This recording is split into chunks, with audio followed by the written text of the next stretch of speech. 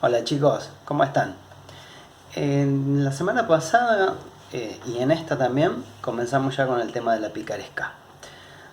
Para hacer un breve resumen y rápidamente comentarlo, porque ustedes ya lo estuvieron leyendo en los apuntes y en el libro, la picaresca fundamentalmente aparece en el siglo XVI en España y que tiene que ver con una especie de denuncia social, ¿no? Que hace un autor desconocido, un anónimo, que escribe este libro. Eh, y van a ver ustedes que aparecen tratados, lo que se llaman tratados. Tratado primero, tratado segundo, es decir, acerca de lo que trata. Y nosotros nos vamos a enfocar un poco en la vida de Lazarillo de Tormes y sus fortunas y adversidades. Lazarillo, un poco el nombre que hoy se conoce a los lazarillos precisamente, son los que acompañan, ¿no? Normalmente se los llama así a los perros que acompañan a las personas que son no videntes.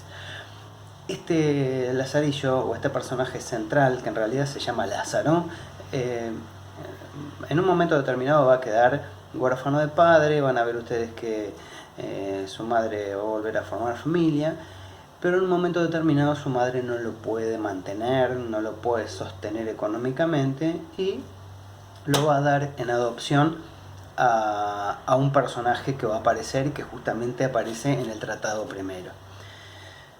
La picaresca también, resumamos que aparece como consecuencia de una España en una gran decadencia política y económica, enorme decadencia. Habíamos nombrado que muchos de los que andaban deambulando en esa España del siglo XVI fueron los que acompañaron, por ejemplo, a Colón con los viajes a América, y que a cambio de esos viajes, o mejor dicho, de acompañar a Colón, los reyes católicos les otorgaban la libertad, porque en realidad estas personas habían sido presos o eran presos, ¿no?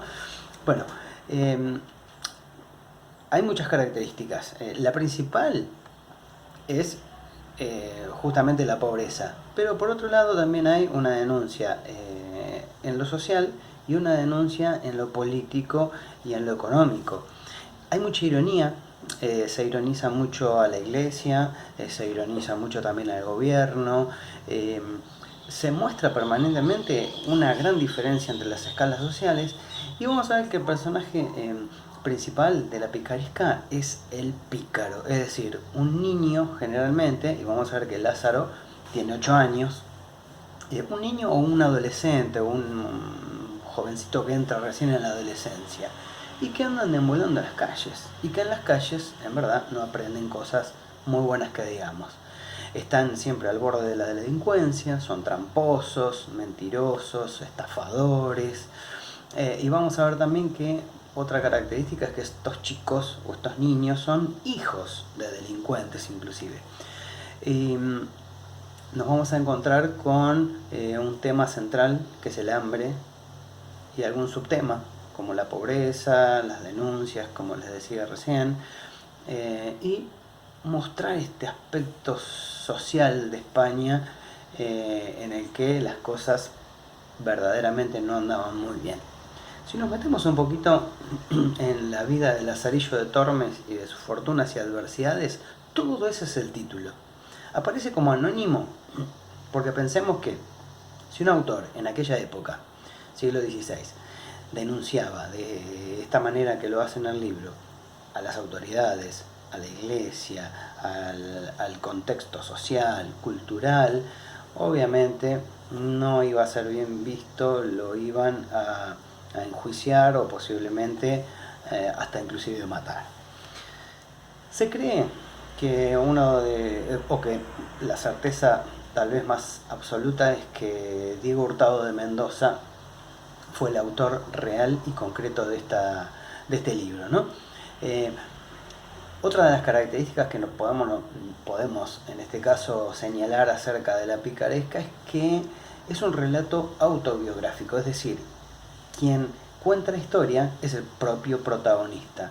Y a partir de ahí aparece o se desgrana otra característica que es el escribo como hablo. Un chico de la calle, de clase social muy baja, con padres delincuentes, con una vida realmente problemática, obviamente que no habla bien y mucho menos va a escribir bien. Entonces, van a encontrar ustedes algún tipo de dificultad en la lectura porque estamos con un niño de 8 años que escribe como habla, es decir, mal, en cierta manera. Pero que por otro lado, también hay muchos modismos y muchas palabras que forman parte del vocabulario de aquella época, de aquel castellano del siglo XVI, que era un tanto distinto del nuestro. Y aparece en las oraciones, van a ver ustedes cuando las lean, que las tienen que reacomodar mentalmente, porque aparece mucho hipérbaton. El hipérbaton es cambiar el orden de los elementos de la oración. Nosotros estamos acostumbrados a hablar sujeto y predicado, ¿no? Por ahí, de repente, él habla primero con el predicado, después el sujeto. Aparece mucho el enclítico, salvóse, se salvó, ese se, que es un pronombre adherido al verbo, se le llama pronombre enclítico y va a aparecer mucho. Tengan un diccionario a mano, como para buscar palabras desconocidas. Y por otro lado les va a aparecer permanentemente el BM, una sigla B corta punto M, que significa vuestra merced. Es una especie de cortesía que utilizaban en aquella época. Vuestra merced significaría usted buena persona, o usted que está muy bien preparado.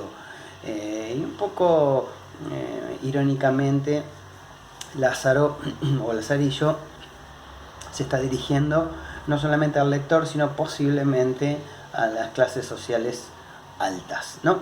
Bueno, en el prólogo el autor, y más bien en este caso el protagonista, un poco nos anticipa lo que va a suceder en su historia. Y en el tratado primero cuenta quién es él, cuál es su origen, quiénes son sus padres, que su madre volvió a rehacer el matrimonio, que tiene un hermano, pero que después, a medida que este chico Lázaro va creciendo, su madre ya no lo puede mantener y lo va a dar en adopción a un personaje que va a ser con el que aprende muchísimas cosas de la vida, ¿no?